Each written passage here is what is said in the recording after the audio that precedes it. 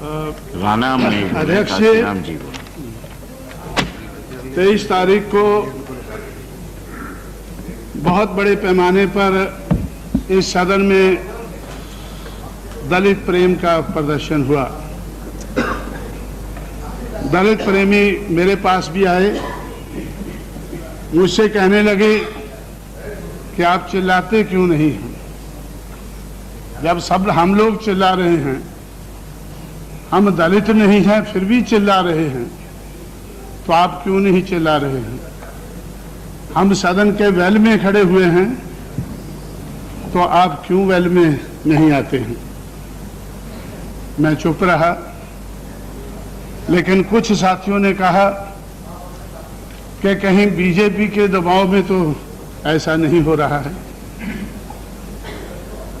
जिन साथियों ने मुझे कहा कि बीजेपी के दबाव में शायद ऐसा हो रहा हो, मैं उनसे कहना चाहता हूं कि कांशीराम में और महाराष्ट्र के दलितों में बहुत फर्क है, जमीन आसमान का फर्क है।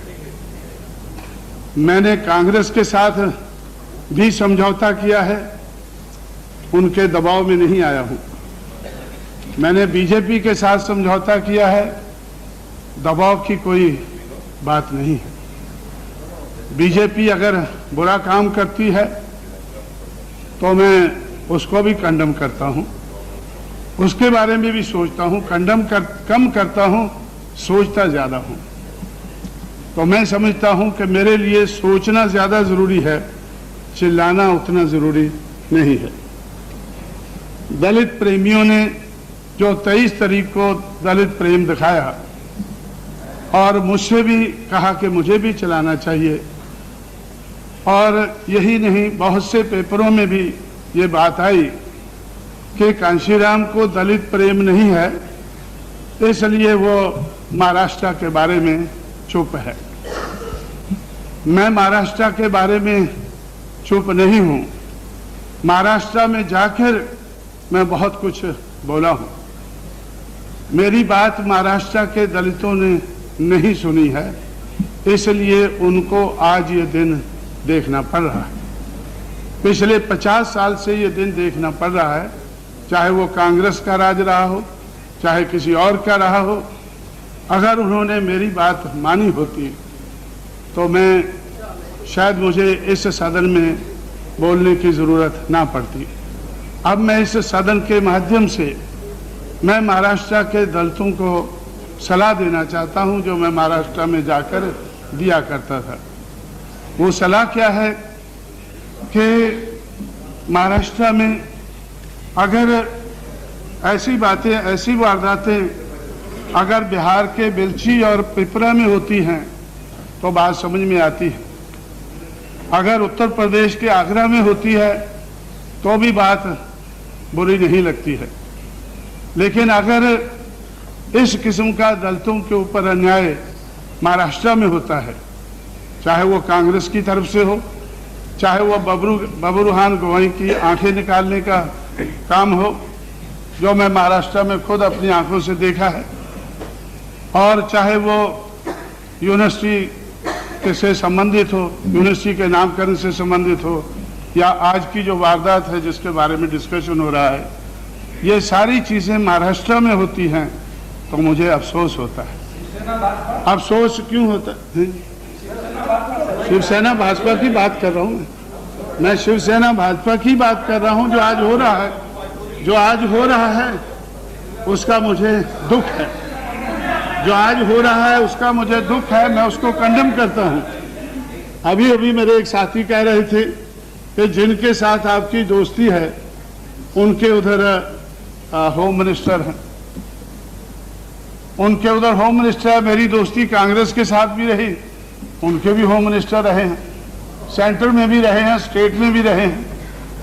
इससे कोई मतलब नहीं है कि अगर हमारी दोस्ती, किसी दोस्त अगर होम मिनिस्टर अगर गलत बात करता है तो मैं उसको भी कंडम करता हूं। लेकिन मैं कंडम करने के लिए खड़ा नहीं हुआ हूं, मैं तो एक बात रखने के लिए खड़ा हुआ हूं। क्योंकि अगर ये बिहार में, उत्तर प्रदेश में होता है ऐसी वारदातें होती हैं तो हम उसके आदी बन चुके हैं। बिहार और उत्तर प्रदेश में दलितों पे अन्याय होता है, उसके हम आदी बन चुके हैं। लेकिन महाराष्ट्र में ऐसा नहीं होना चाहिए, तमिलनाडु में ऐसा नहीं होना चाहिए, क्योंकि आज तमिलनाडु में भी दलितों की बहुत हत्याएं हो रही हैं। उसका भी हमें दुख होता है। दुख क्यों होता है कि तमिलनाडु में पेरियार का आंदोलन चला है।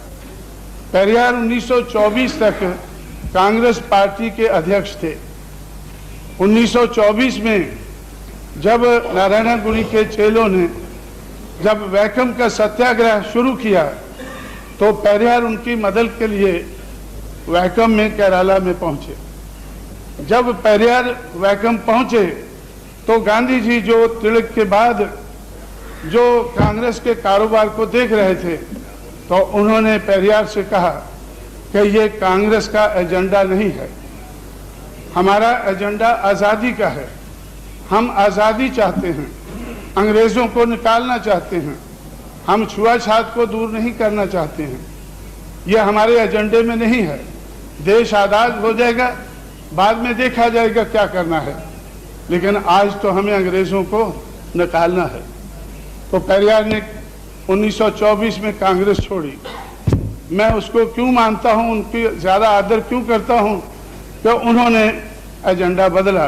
उन्होंने कहा कि अगर ये कांग्रेस का एजेंडा नहीं है तो मैं इसी कांग्रेस का अध्यक्ष नहीं रहना चाहता हूं। कांग्रेस छोड़कर उन्होंने 1925 में सेल्फ रिस्पेक्ट मूवमेंट शुरू की।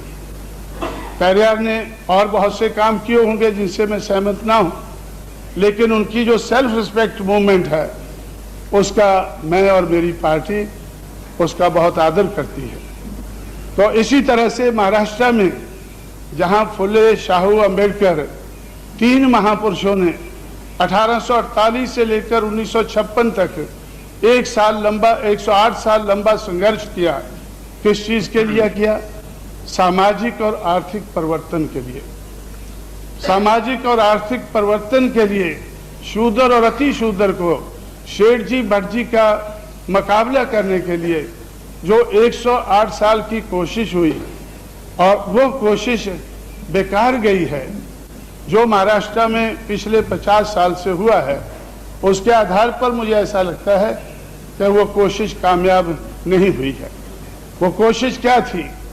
उनकी कोशिश थी कि राजनीतिक परिवर्तन से पहले सामाजिक और आर्थिक परिवर्तन जरूरी है। अंग्रेजों को निकालने से पहले हमें समाज व्यवस्था को, अर्थव्यवस्था को सुधार देना चाहिए। लेकिन आज आज़ादी के 50 साल बाद जब हम ये डिस्कस कर रहे हैं तो आज तक भी हम लोग सामाजिक और आर्थिक व्यवस्था को सुधार नहीं पाए हैं। बाबा साहब अम्बेडकर ने कॉन्स्टिट्यूएंट असेंबली में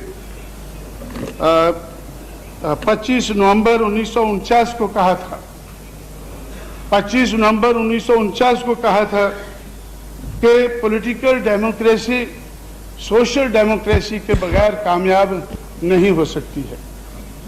पॉलिटिकल डेमोक्रेसी तो हमने अचीव कर ली है, लेकिन सोशल डेमोक्रेसी आज भी नहीं है।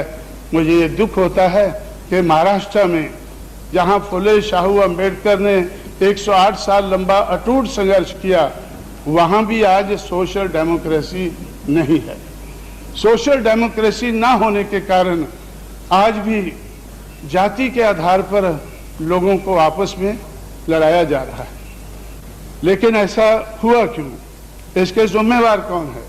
मैंने पहले कहा है कि मैं दलितों को बड़ा भारी जिम्मेवार समझता हूं, क्योंकि दलितों ने जो अंबेडकर के स्टैचू लगाए हैं वो तो ठीक हैं, लेकिन जो उन्होंने अंबेडकर की मूवमेंट को खत्म किया है वो गलत हुआ है।